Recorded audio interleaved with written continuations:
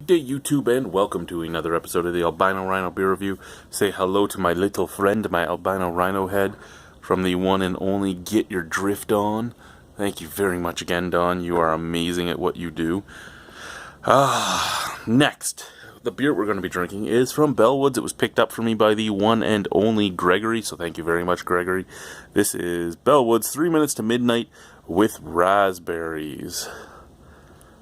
So right there, barrel aged with raspberries, cherries, and cocoa nibs. 500 milliliters, ABV, only 2,614 bottles. Wow, this is a rarity. January 2016. Am I missing? Oh, right there, 10% ABV. Okay. So now, before I do this beer, I keep getting asked a specific question that I've tackled several times on this channel, but since this is a beer that people will want to watch, I thought I'd tackle this right now. People always ask me, "Where are your cast members? I loved when your crew was there." Well, I've been doing this now for 6.5 years. For the last 2 years, things have changed. I'm no longer on midnights. I no longer have the same days off. So first and foremost, with different days off, a lot of people can't come anymore. I mean, Lachlan now lives in Welland. He can only come on 2 days. Well, technically 1 day a week. I work that day. So Lachlan's out. Simon's only off those same 2 days, but he can come any day. But he just had a baby, so he's kind of out. James, off almost every night, can't drive, has a baby, he's kind of out. The man-child has another job, doesn't work the same days as me. The cantankerous cook goes to school full-time now. The other husband, the pants, and the hazants work things. Our schedules don't match anymore. Who else is out there? Ginger Snatch. Things happened. Booberry. Only available a few days a week. Usually can't get a hold of her because she doesn't have the internet anymore. Salvation Army stuff happened. A lot of the guys... Well, not a lot of the guys. I've basically hit pretty much all the guys that had real reasons for not getting here anymore. And then there was another reason that I told everybody that, we can keep getting together every week, watching movies, playing video games, playing board games, and reviewing beer like we were. And I'll continue covering the cost for the snacks and the beer and this and that. But I could no longer keep buying 2 fours of beer for everybody else to drink every week that I didn't even drink a beer out of. Because between reviews, everybody would be in the background with a beer in their hand as well. And I was like, I can't do that anymore. So you have to start pitching in like $2 to $5 so that I can buy that 2-4 for us. And there were a few people that didn't like that and stopped coming because of it. So there you go. That's where the crew is. Now let's get to the beer. I'm sorry it took me 2 minutes to do that. Let's get into this. Bang.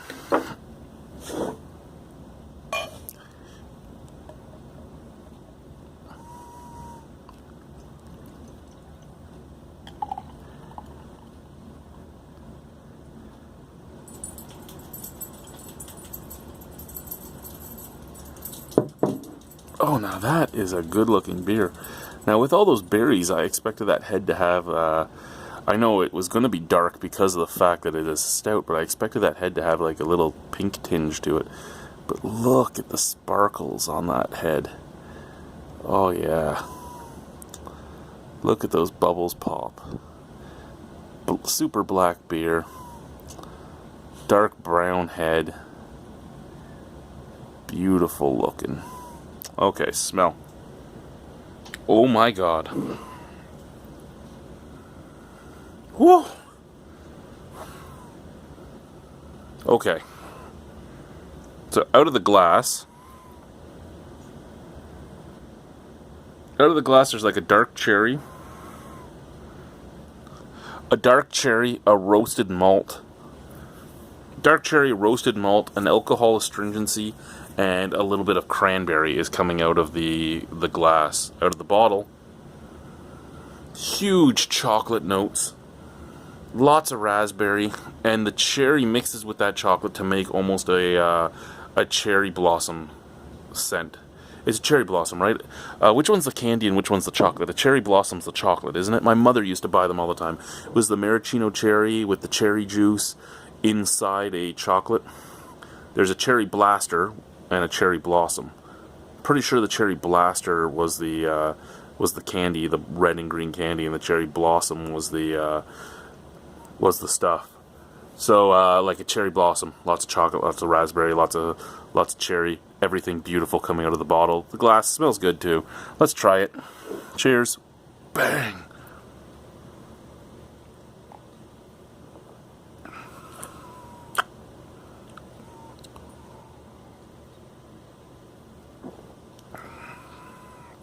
Oh my god. This is an amazing sharing beer, to be honest with you. It's one of those beers that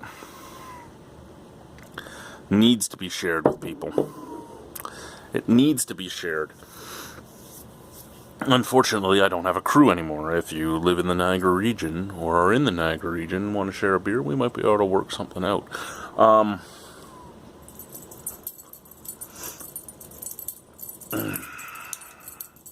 It's a beautiful tasting beer.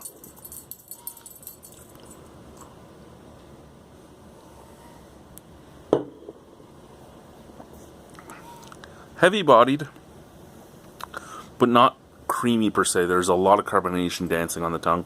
Soft carbonation, like it doesn't just go pop, pop, pop, pop, pop, pop.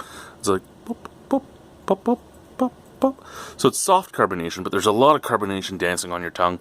Full-bodied beer, but with a lot of carbonation, not a creamy beer.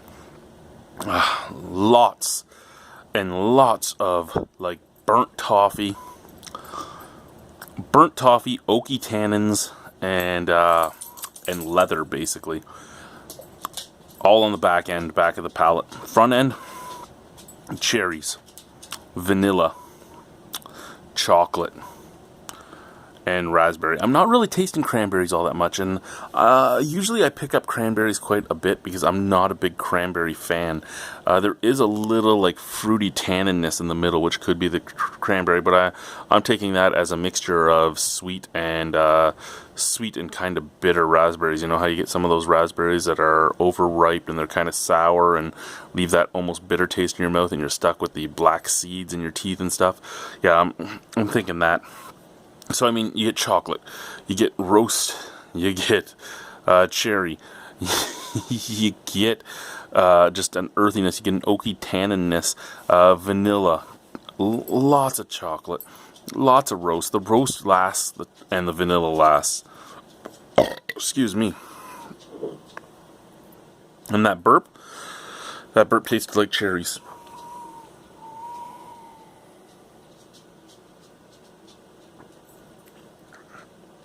And it's 10% alcohol, which really scares me because this thing could knock you on your ass.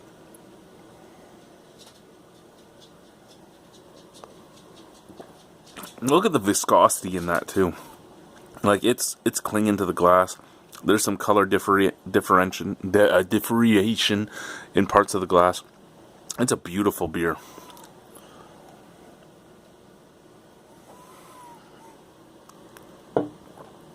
I love how the chocolate, raspberry, vanilla, cherries, and oak tannin just mix together and then are slightly starting to be washed away by a earthy, oaky finish. And like a roasted molasses roasted caramel, that type of thing. That's a beautiful beer. I mean, it's complex, it's layered, it's 10% alcohol and you wouldn't know it. I love this beer. Thank you very much, Greg, for picking it up. Thank you guys for watching. Out of 10, I'd give this a 9.5 easily. Easily. Again, thank you very much. Have a wonderful evening. Bye-bye.